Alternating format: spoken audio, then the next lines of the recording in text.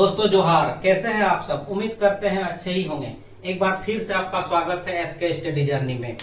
आज हम लोग क्लास 9th की विज्ञान विषय को पढ़ेंगे और उसमें चैप्टर ऊतक को पढ़ेंगे। तो हम 9th क्लास का किताब को पढ़ रहे हैं, तो यहाँ तक हम लोग जान रहे हैं कि कोशिका क्या है। तो कोशिका क्या है ये हम जान रहे हैं। अब इसके आगे हम लोग जानेंगे ऊतक। कोशिका के समूह को ऊतक कहते हैं, जिनकी संरचना एवं कार्य एक प्रकार के होते हैं। कोशिका को हम जान रहे हैं, कोशिकाओं के समूह को हम लोग ऊतक कहते हैं, जिसकी उत्पत्ति, जिसकी संरचना और जिसकी कार्य एक समान होते हैं। हम लोग जानते हैं कि कोशिकाओं के समूह को ऊतक कहते हैं, ऊतक के समूह को हम लोग तंत्र कहते हैं और तंत्र के समूह से हमारा शरीर बना है। तो यहाँ हम लोग को ऊतक जानना बहुत जरूरी है, चाहे वो ऊतक जीवों की हो या फिर वो ऊतक पादपों की हो। तो इस कक्षा में जितना दिया हुआ है आपकी किताब में हम लोग उतना पढ़ेंगे। इसमें हम लोग को पढ़ना होगा कि ऊतक क्या है, ऊतक कितने प्रकार के होते हैं, पादप के ऊतक क्या क्या होते हैं, उनके कार्य क्या है, जंतु ऊतक क्या क्या होते हैं और उनके कार्य क्या है। तो एक एक करके हम लोग सबको समझेंगे। तो सबसे पहले हम लोग देखते हैं कि आखिर ये ऊतक क्या है। ऊतक कोशिकाओं का समूह होता है, जिसकी उत्पत्ति, संरचना और कार्य एक जैसा होता है। ऊतक के अध्ययन हम लोग हिस्टोलॉजी के अंतर्गत करते हैं, या कह सकते हैं कि हम लोग ऊतक के अध्ययन को हिस्टोलॉजी कहते हैं। चूंकि हमारे विश्व में, हमारे धरती में बहुत सारे जीव हैं, जिनमें से कुछ जीव यूनिसेलुलर या कह सकते हैं कि वो एक कोशीय होते हैं। तो आखिर ये एक कोशीय जीव में ऊतक के क्या कार्य है। तो यहाँ ध्यान रखिएगा कि जो एक कोशीय जीव होते हैं उनमें कोशिकाओं का समूह नहीं पाया जाता है, क्योंकि वो खुद एक कोशीय जीव है। और एक कोशीय जीव के लिए शरीर का जितना भी कार्य होता है, सारा कार्य वो एक कोशिका के द्वारा ही करते हैं। लेकिन मल्टीसेलुलर जो है, बहुकोशीय जो जीव है, बहुकोशीय जीव में अपने शरीर के सारे कार्य को करने के लिए अलग अलग ऊतक, अलग अलग कोशिका होते हैं और इन्हीं को हमको देखना है। यहाँ जैसे लिखे हुए हैं कि यूनिसेलुलर ऑर्गेनिज्म में केवल एक सेल ही शरीर के सभी काम करता है, किंतु मल्टीसेलुलर ऑर्गेनिज्म जो होता है उनमें विभिन्न काम को करने हेतु विभिन्न टिश्यूज होते हैं। सबसे पहले हम लोग पौधे के टिश्यूज को देखेंगे।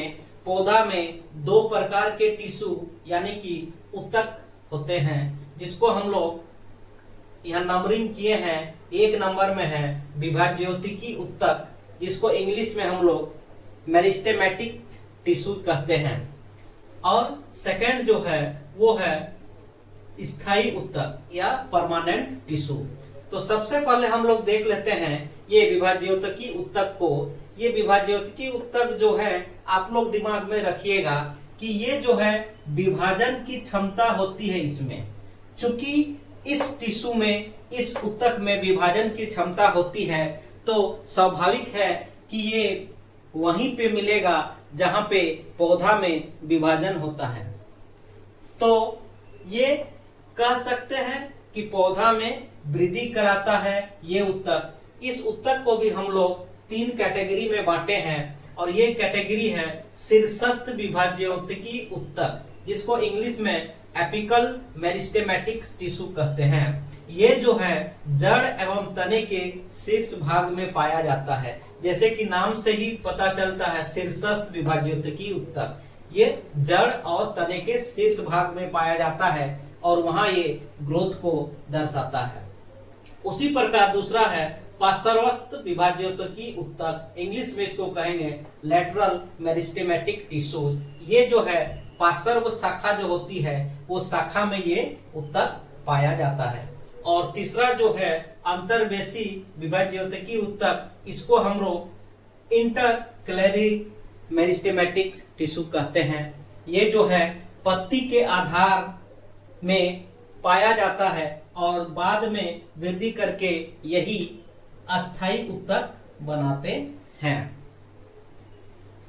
तो एक नंबर जो है मेरिस्टेमेटिक टिश्यू, ये हम लोग समझ गए हैं। दूसरे प्रकार के टिश्यू जो है जिसको प्लांट में हमें मिलता है वो है स्थायी ऊतक। ये जो है नाम से ही पता चल रहा है स्थायी ऊतक, यानी कि इसमें विभाजन की क्षमता नहीं होती है, या कह सकते हैं ऐसा टिश्यू जो पौधा में मिलता है और उसमें विभाजन की क्षमता नहीं पाया जाता है, उसे हम लोग स्थायी ऊतक कहते हैं। इंग्लिश में परमानेंट टिश्यू कहते हैं। ये भी यहाँ पे हम लोग देख रहे हैं 2 टाइप्स के होते हैं। पहला है सरल ऊतक और दूसरा है जटिल ऊतक। सरल ऊतक भी हम लोग 3 टाइप में देखने को मिलता है। इसमें है पैरेन्काइमा, कुलेनकाइमा और स्क्लेरेनकाइमा। चूंकि हिंदी का नाम इसमें थोड़ा सा अटपटा टाइप का है, इसीलिए इंग्लिश में ही इसका लिखे हैं। आप लोग इंग्लिश में इसको याद रखिएगा। और ये सरल ऊतक का जो काम होता है, ये काम होता है पौधे को यांत्रिक सहारा देना। उसी प्रकार दूसरे टाइप का जो स्थायी ऊतक है वो जटिल ऊतक है। जटिल ऊतक को भी हम लोग 2 कैटेगरी में बांटे हैं। पहला है जाइलम और दूसरा है फ्लोएम। ये जाइलम टिश्यू जो होती है या जाइलम ऊतक जो होती है, ये क्या करता है कि पौधा के विभिन्न भागों में जल का संचरण करने में मदद करती है। पौधा के विभिन्न भागों में जल का संचरण करने में ये मदद करती है। उसी प्रकार ये फ्लोएम टिश्यू जो है, फ्लोएम ऊतक जो है, ये क्या करते हैं कि पत्ती के द्वारा बनाया गया भोजन को पौधा के विभिन्न भागों में पहुंचाने का मदद करता है। तो यहाँ पे हम लोग देख लिए पौधे के टिश्यूज को, पौधे के ऊतक को। हम लोग फिर आगे बढ़ते हैं और आगे देखेंगे कि जंतु ऊतक क्या है और कितने टाइप के होते हैं, उनके कौन कौन से कार्य होते हैं। तो चलिए शुरू करते हैं। तो जैसे कि आप सभी देख पा रहे हैं यहाँ जंतु ऊतक। जंतु ऊतक भी जो है इनका भी 4 कैटेगरी है। तो एक एक कैटेगरी करके हम लोग देखेंगे और उस कैटेगरी को भी और अन्य सब कैटेगरी में बांटा गया है। जैसे जंतु ऊतक का पहला ऊतक है उपकला ऊतक, जिसको इंग्लिश में हम लोग एपिथेलियल टिश्यू कहते हैं। इनको भी 4 सब कैटेगरी में बांटा गया है। जैसे पहला है सल्की ऊतक, स्क्वैमस एपिथेलियम, जो मुंह में और हमारे ओसोफेगस में पाया जाता है। दूसरा है घनाभाकार क्यूबॉइडल, जो किडनी और हमारे जो सैलिवरी ग्लैंड जो होता है वहां पे मिलता है। तीसरा जो है स्तंभाकार कोलमनर टिश्यूज, जो हमारे आंत और श्वसन तंत्र में पाया जाता है। और चौथा प्रकार जो है ये उपकला ऊतक का, ये मिलता है, ये है पक्षाभी ऊतक, जिसको हम लोग सिलेटेड टिश्यूज कहते हैं। ये हमारे ग्लैंड्स के सरफेस में पाया जाता है। और ये चारों जो है हमारे मुंह, किडनी, आंत, श्वसन तंत्र और ग्लैंड्स में मिलता है और इनकी सुरक्षा करता है। दूसरा है संयोजी ऊतक। संयोजी ऊतक में अन्य सब कैटेगरी है रक्त, अस्थि, उपास्थि और एरियोलर।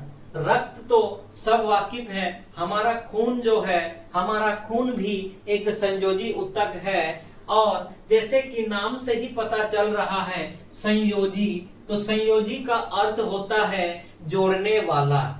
तो संयोजी ऊतक जो होता है यह हमारे शरीर के अंगों को एक दूसरे के साथ जोड़ता है।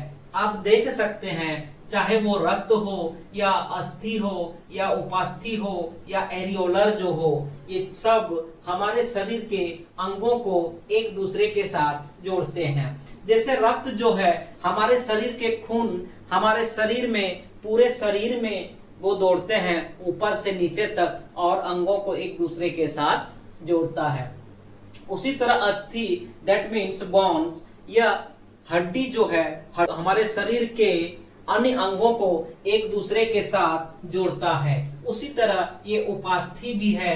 ये उपास्थि जो है जैसे हमारे कान में या हमारे नाक में ये पाया जाता है, यह भी अन्य अंगों के साथ अंगों को जोड़ता है। उसी तरह एरियोलर जो टिश्यूज हैं, एरियोलर हमारे स्किन और मसल्स के बीच पाया जाता है और हमारे स्किन को और मसल्स को एक दूसरे के साथ संयोजन करता है, यानी कि जोड़ता है। उसी तरह पेशी उत्तक, पेशी का अर्थ होता है, हम लोग अगर इसको समझना चाहेंगे तो पेशी का अर्थ होता है मांस का लोथड़ा, यानी कि वह हर जगह जहां पे हमारा मांस का लोथड़ा है उसे हम लोग पेशी उत्तक समझ सकते हैं या उसको मस्कुलर टिश्यू कह सकते हैं। यह जो है रेखित और कार्डियक होता है। यह लंबा कोशिका का बना हुआ टिश्यूज है। इसका सबसे अच्छा उदाहरण है हमारा दिल, यानी कि हार्ट। हार्ट जो है वो मस्कुलर टिश्यू से बना हुआ होता है। उसी तरह आगे हम लोग देख रहे हैं तंत्रिका उत्तक, इसको इंग्लिश में हम लोग नर्वस टिश्यूज कहते हैं। इसका काम होता है कि हमारे शरीर के उद्दीपन को दिमाग तक पहुंचाना। जैसे यहाँ लिखे हैं हम, वैसा उत्तक जो उद्दीपन के लिए उत्तरदायी होता है उसे हम लोग नर्वस टिश्यूज कहते हैं। यह टिश्यू जो है हमारा ब्रेन में, हमारा स्पाइनल कोड यानी कि रीढ़ की हड्डी में और नर्व में पाया जाता है। इनका काम यही होता है कि उद्दीपन को हमारे ब्रेन तक पहुंचाना, और हमारा ब्रेन जो है हमारे शरीर के अंग को ऑर्डर देता है कि हमको किस तरह की प्रतिक्रिया करना है।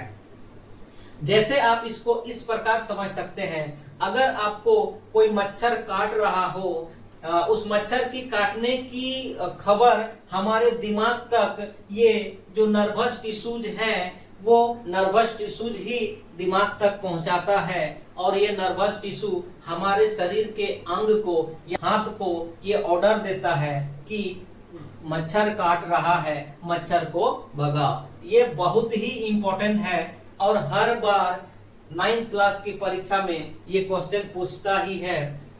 यहाँ पे एक तंत्रिका कोशिका का चित्र बनाए हुए हैं। इस चित्र को आप लोग अच्छे तरह से प्रैक्टिस कर लीजिएगा, क्योंकि यह फाइनल परीक्षा में 6 मार्क्स का चित्र के साथ बनाने के लिए आता है। तो ये चित्र बनाए हैं, यही तंत्रिका कोशिका है। इसी के थ्रू हमारा कोई भी शरीर में उद्दीपन होता है तो उस उद्दीपन के लिए यही तंत्रिका कोशिका जिम्मेदार होता है और हमारे ब्रेन तक यह खबर पहुंचाता है। तो यहाँ पे हम लोग प्लांट टिश्यूज और एनिमल टिश्यूज के बारे में जाने, और हमको नहीं लगता है कि यहाँ पे कोई चीज छूटा होगा। तो आज की क्लास को हम लोग यहीं पे समाप्त करते हैं। अगले क्लास में हम लोग फिर से मिलेंगे एक नए चैप्टर में और नए क्लास के साथ। तब तक के लिए धन्यवाद।